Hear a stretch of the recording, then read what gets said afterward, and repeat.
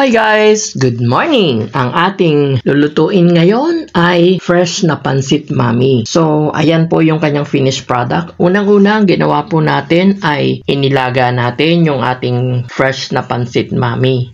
Yung noodles niya, ibig kong sabihin. Una po ay magpakulo ng tubig. Pag kumulo na yung tubig, saka mo ilalagay yung fresh na noodles. So, ano po ang purpose niyan? Ang purpose po niyan ay para matanggal yung ibang mga kulay niya at saka ibang mga impurities niya at saka para ma-ready na siya. Tapos, nag-slice tayo ng chicken kasi chicken po yung ihahalo natin. O pagkatapos niya, nilagyan siya ng asin.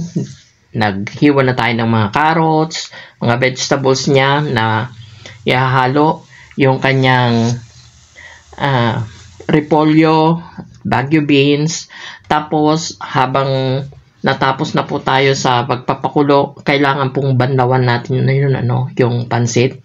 Tanggalin natin dun sa kumukulong tubig, tapos banlawan natin para ma-stop automatically immediately yung kanyang pagkaluto kasi hindi maganda na ma-overcook naman siya. So pag babanlawan po natin yan para maging room temperature siya. Tapos, parang paghiwa-hiwalayin natin siya kung merong mga kumapit, Tapos, ito naman yung isang klase ng pansit. Ito yung manipis, yung pino na tinatawag, Sinama ko na rin siya na pagpapakulo para minsanan. Pero, gagamitin ko pa yan sa ibang mga lulutuin ko. So, same procedure sila. Kailangan ilagay mo yung fresh pansit kapag kumukulo na yung tubig. Tapos, orasan mo lang siya ng mga 3 maximum of 4 minutes na.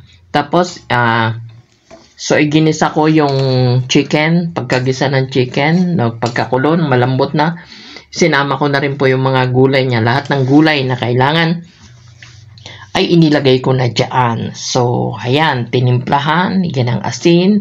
Siyempre, yung ating pampaano dyan ay yung paminta, kailangang meron yan, present yan. So, halo-haluin ng konti.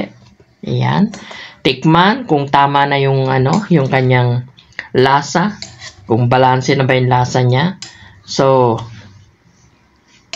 pagka luto nung kanyang mga gulay ay hinalo na po natin or inihalo na or iminix na, sinama na yung fresh na pansit mami na napakuluan natin. So, pagkatapos po niyan ay konting halo and then tapos na. Okay, ready to serve na po ito. Thank you.